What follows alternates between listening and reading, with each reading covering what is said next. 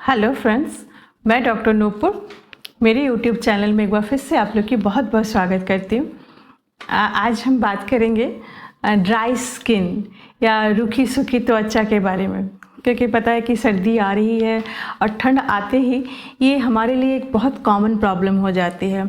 Almost थोड़ा बहुत सभी को इस परेशानी से जूझना पड़ता है, लेकिन कुछ मामलों में देखा जाता है किसी किसी को बहुत ज़्यादा परेशान होते हैं। मतलब ठंड आने शुरू हुआ नहीं कि उनका स्किन एकदम ड्राई हो जाता है, एड़ियाँ फटने लगती है, हाथ पैर एकदम ड्राई हो जाते हैं।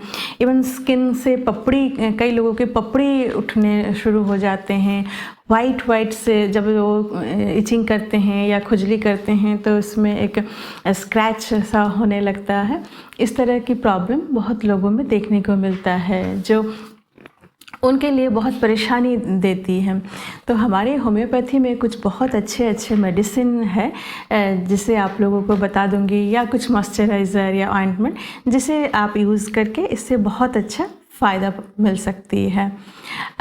लेकिन इससे पहले मैं आप लोगों से रोज़ की तरह आज भी मैं रिक्वेस्ट करूँगी कि अगर आप लोगों ने मेरे चैनल को अभी तक सब्सक्राइब नहीं किया है तो प्लीज़ मेरे चैनल को सब्सक्राइब करें, वीडियो को लाइक करें और बेल आइकन का दबा दें, जिससे मैं आगे कोई भी वीडियो अपलोड करूं हेल्थ एंड होम्योपैथी के बारे में तो सबसे पहले आपके पास पहुंच जाए। तो ठंड आते ही जो हमारे लिए एक बहुत बड़ी समस्या होती है वो है ड्राई स्किन, और इसके कारण बहुत से हो सकते हैं। कई बार हम इंटरनल ड्राइनेस भी देखते हैं और एक्सटर्नल भी होती है।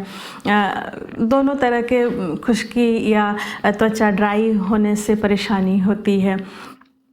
तो इसके बहुत सारे कारण हो सकते हैं। कई बार जेनेटिक भी कारण होते हैं कि फैमिली में अगर आपके मम्मी पापा को इस तरह का कोई परेशानी था, हो सकता है कि उनको उतना ज़्यादा उभर के नहीं आता था वो प्रॉब्लम, लेकिन आप में ये बहुत ज़्यादा परेशानी होती है कि आपको बिल्कुल एकदम बहुत ड्राई हो जाते हैं स्किन। इस तरह से हो सकते हैं। कई बार डाइट एक बहुत बड़ा कारण होता है कि आपके डाइट में अगर वाटर का इंटेक कम होता है या न्यूट्रिशन का कमी रहती है तो भी इस तरह के होते हैं। और एज तो एक फैक्टर है ही कि जैसे जैसे एज बढ़ता है स्किन में रिंकल आना या ड्राई हो जाना, ये तो एक आम प्रॉब्लम है। तो इन सब चीज़ों से आप छुटकारा पा सकते हैं। हमारे कुछ होम्योपैथी के बहुत अच्छे मेडिसिन है जिसे लेके, और जब हमारी बॉडी में पानी की मात्रा कम हो जाता है तभी जाके इस तरह का स्किन ड्राई होना शुरू होते हैं। तो होम्योपैथी का सबसे पहला जब हमें याद आता है, या हम जब भी हमारे पास कोई पेशेंट आता है तो सबसे पहला मेडिसिन हमारे दिमाग में जो आती है वो होती है पेट्रोलियम।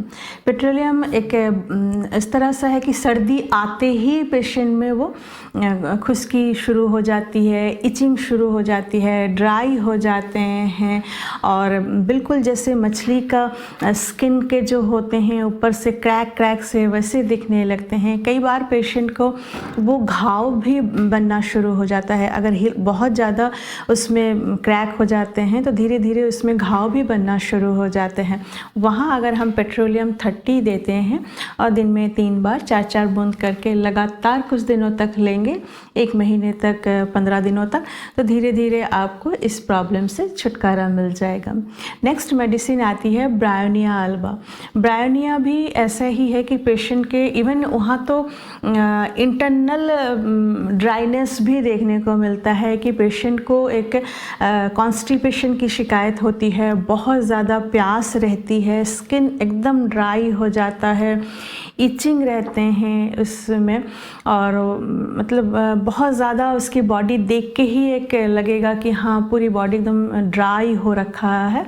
तो वहाँ अगर हम ब्रायोनिया 30 दिन में 3 बार इसी तरह लगातार कुछ दिनों तक देते हैं तो बहुत अच्छा इसमें रिज़ल्ट देखने को मिलता है। नेक्स्ट मेडिसिन आती है सारसापेरिला। सारसापेरिला भी हमारे लिए स्किन के लिए बहुत अच्छी मानी जाती है। इवन अगर फेस भी ड्राई हो रहा है, कई बार फेस में हम देखते हैं कि पेशेंट आके बोलते हैं कि उनका फेस ड्राई हो रहा है, एकदम ऐसे झुर्रियाँ सी होने लगी है, हाथों पैरों में एकदम झुर्रियाँ सी होने लगती हैं, एड़ियाँ फटने लगती हैं।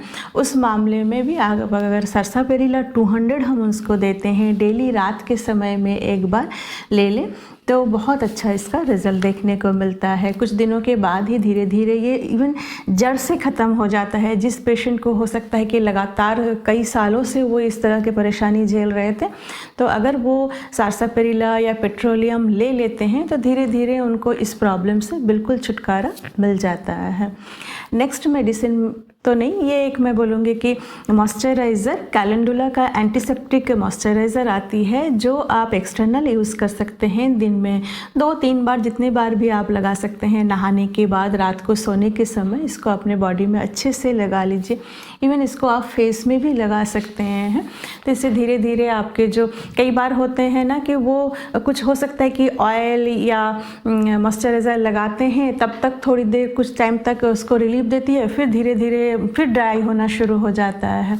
लेकिन ये कैलेंडुला एंटीसेप्टिक अगर आप लगाते हैं तो आपको लॉन्ग टाइम तक ड्राइनेस नहीं होगा और धीरे धीरे इससे आपकी ड्राइनेस को ख़त्म भी कर देगा।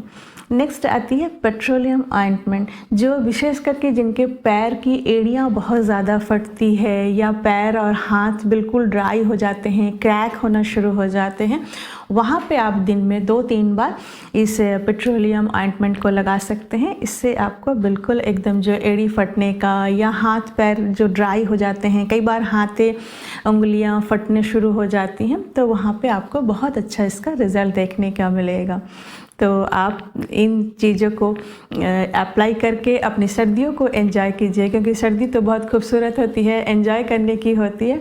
तो आप डरिए मत, कुछ भी नहीं होगा, कुछ ड्राई नहीं होगा, आपका स्किन खुश्की नहीं होगी। आप बिल्कुल ठंड को अच्छे से एंजॉय कीजिए।